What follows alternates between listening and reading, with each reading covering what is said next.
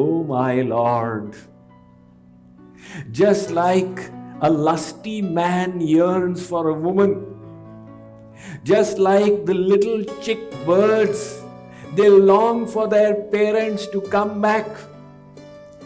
Just like the child yearns for the mother's milk, my Lord, may my mind yearn for your lotus feet. And saying that, Vritrasur died. When Parikshit heard this, he asked Shukadev that how did a demon like him offer such astonishingly devotional prayers to God?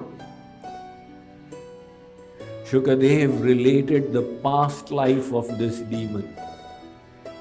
He said Vritrasur in his past life was a king called Chitraketu.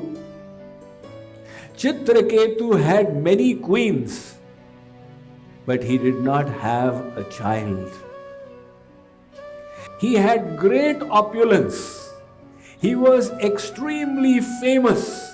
He had tremendous health, but he lacked the bliss one would get from a child. God always gives a few things to be happy about and a few things to be miserable about. So everybody has a little mix in their destiny. When God sends you down, He creates a mix. So if we kept on swelling with all our blessings, then we would have had a heart attack. And if we kept on getting squashed with all our deprivations, we would have also had a heart attack. So everyone has a mix in their lot. And the blemish in Chitraketu's mix was he didn't have a child. He was miserable. Now, rather than focusing on what he did not have, if he had counted his blessings, he would have been filled with gratitude. But he didn't know the art of mind management. So he was focusing on those deprivations. Rishi Narad and Angira came by. Chitraketu welcomed these sages to his palace. They said, "Are you unhappy about anything?" He related his woes to them. They said, "All right, we bless you. You will soon have a child who will be the cause of your joy and misery." So on their instructions, he did a yajna. And the yajna prasad he gave to his senior-most queen Kritadyuti. Now when Kritadyuti took this, the consequence was that she found she's carrying a child. That child was soon born, and he became the cynosure of the eyes of Chitraketu.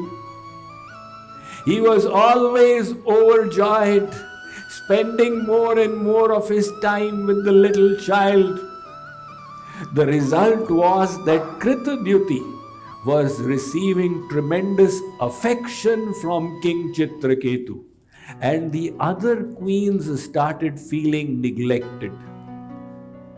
Now ultimately they were unable to tolerate this injustice being meted out to them, and they fed poison to the child. So the child died, and when Chitraketu came to know, it was like a bomb had burst in his life.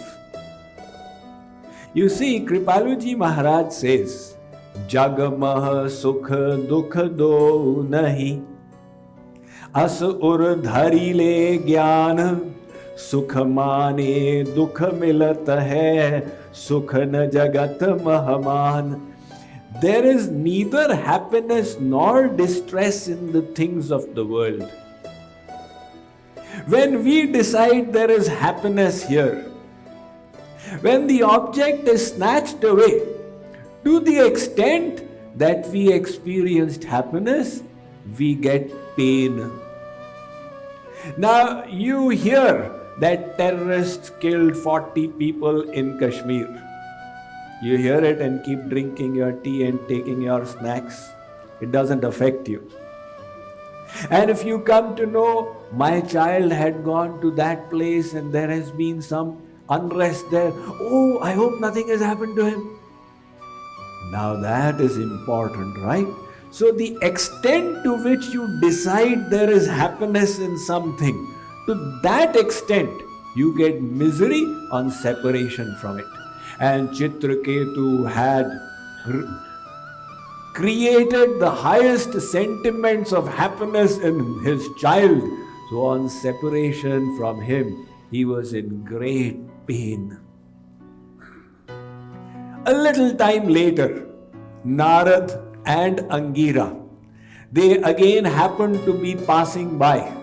So they thought, let's take a look. How is our disciple Chitraketu?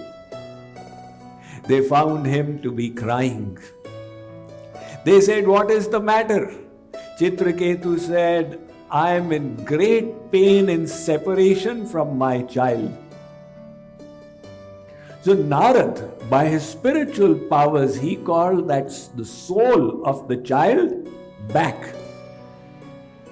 The soul started speaking. And Chitraketu, he ran, my child, my child. That soul said, whom are you calling child? Chitraketu said, you. The soul said, I am not your child. I am your enemy from past life. I had come to settle scores with you. You had tormented me, so I came in this way to settle scores with you. Sometimes it does happen, right? A bad child is worse than the enemies. So this was the revelation of this child. Chitraketu realized, I was attached to him and he turned out to be my enemy. What a fallacy. This helped Chitraketu develop Brahma Gyan. He moved towards knowledge of the absolute truth and became detached. He started practicing his spiritual sadhana. And the consequence was that in this life itself, he became a Gandharva, a celestial angel. So as a Gandharv, he was now moving around in the sky, in the aerial pathways. And once Gandharva Chitraketu, he reached Kailash. It so happened on that day that Umapati Mahadev, he was sitting with the great sages, and his wife Parvati was sitting in his lap. Now Bhagavan is beyond the rules of the world. He can do what he wishes. So Lord Shiv felt it appropriate to shower affection on Parvati, and she was sitting on the lap while the discussion was going on. None of the sages had any problem with it. However, Chitraketu, seeing that, passed a snide remark that he is Mahadev and he doesn't even know how to behave. Ha ha ha ha. Shankarji tolerated it. However, Parvati felt offended. She said, you are a Gandharv and you don't even understand that God is beyond the lust, anger, greed, desire of the worldly souls. You are applying your rules of dharma to Bhagavan. Everybody's rules are different. You can't apply the rules of Russia to America. And you can't live by the American law in Russia. Similarly, we are Mayadhin souls. We are under Maya. And the rule of Dharma is there to help us move from the mode of ignorance to passion to goodness and transcendent. And God is already beyond. Whatever He does is for the welfare of others. So naturally our dharma of Mayadhin souls does not apply to God. The Kathopanishad says, Anyatra dharma danyatra dharma danyatra asmat krita kritat. So Parvati delivered a curse upon Chitraketu. She said, you misbehaved Gandharv, become a demon in your next life. However, hearing that curse, Chitraketu was unmoved. He remained calm and peaceful. And he said, all right, dear mother, I made a mistake. I am willing to suffer the consequences. And he departed from there. At that time,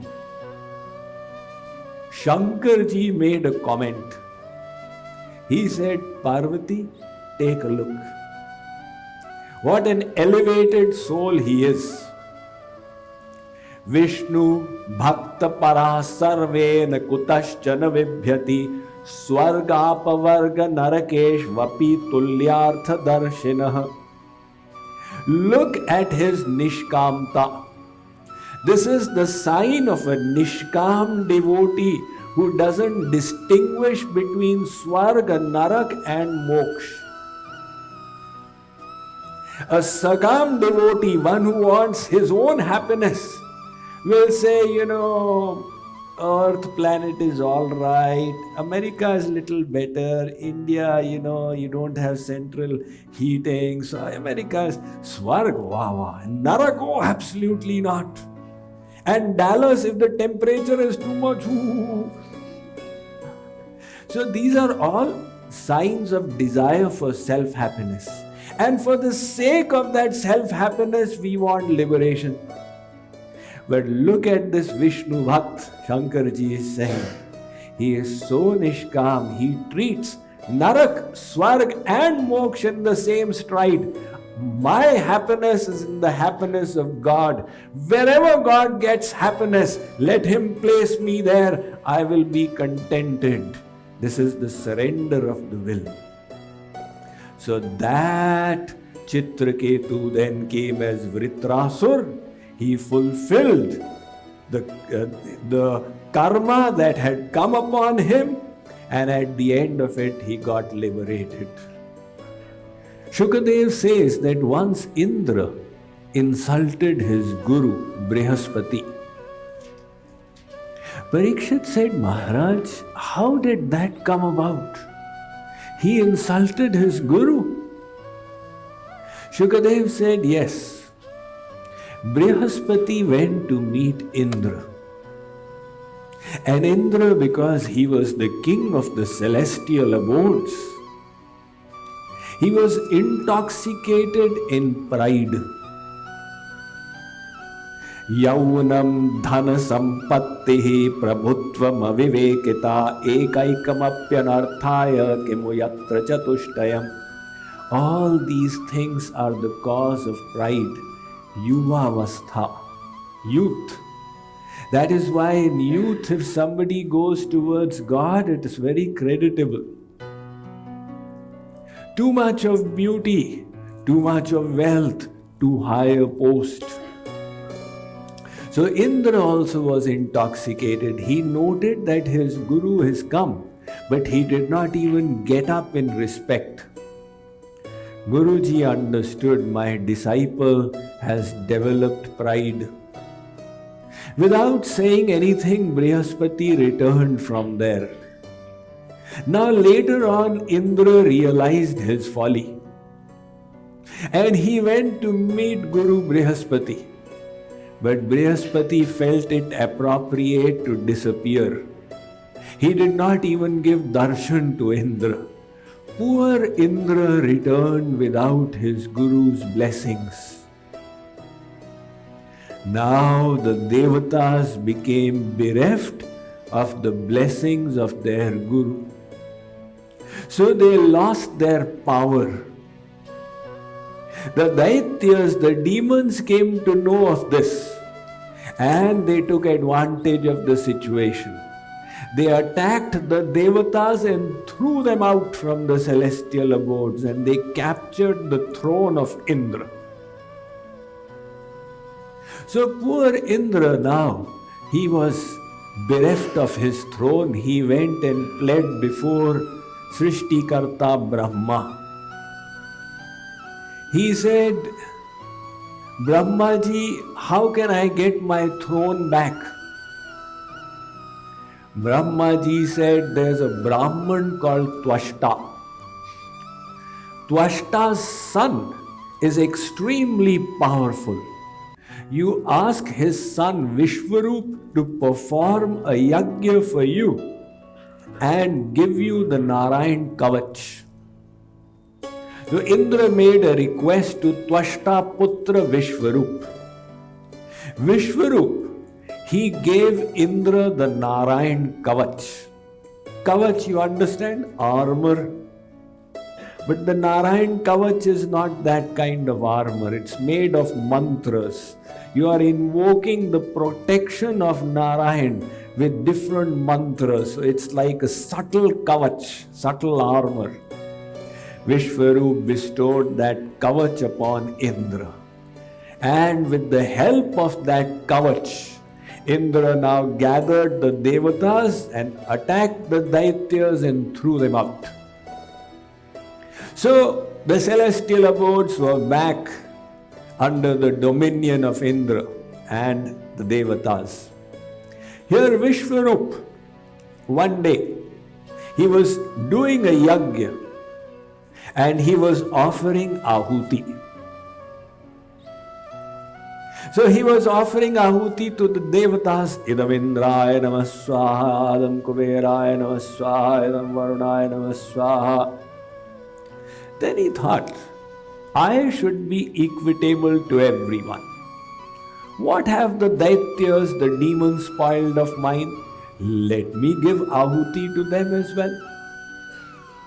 So, in his magnanimous, golden-hearted nature, he started offering ahuti to the demons for their well-being. Now, Indra is not that kind of a selfless personality. And wherever there is selfishness, there is meanness, pettiness. So Indra came to know that enemies are being offered ahuti. Without so much as thinking, he went and killed Vishwarup. This annoyed Twashta no end. He said, what? My son has been killed. I need to avenge this death. So Twashta then performed a yajna. And through the yajna, he created a being called Vritrasur. Vritrasur turned out to be a very powerful demon. He attacked the Devatas and he threw them again out of the celestial abodes. So the poor Devatas were now bereft what to do. They again approached Brahmaji for a recourse to take care of the situation and to vanquish the powerful Vritrasur. Brahmaji said he is practically invincible. The only way you can vanquish him is if you make a weapon out of the bones of Rishi Dadhichi. A sage called Dadhichi, you need to make a weapon out of his bones. They said, but how will we access his bones? Brahmaji said, don't you worry. He is the biggest renunciant. You know, they say, Dadhichi ka tyag, Harishchandra ka satya, Bhishma ka brahmacharya. These are all held in high esteem in the Indian culture as ideals. So Dadhichi is tyag, renunciation. Brahmaji said, just go and ask him. The Devatas said, Maharaj, we are in great trouble and we need your help. The Dadichi said, ask and I shall give.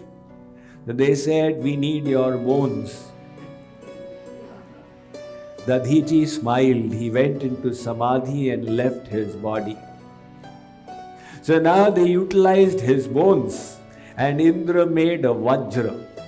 Now with the help of that Vajra, he attacked Vritrasur. It was not an easy victory. There was a huge fight between this king of demons and the king of the Devatas. But because Indra had that special Vajra, thunderbolt made from the Dadichi's bones, he fatally wounded Vritrasur. But before dying, he offered some astonishing prayers.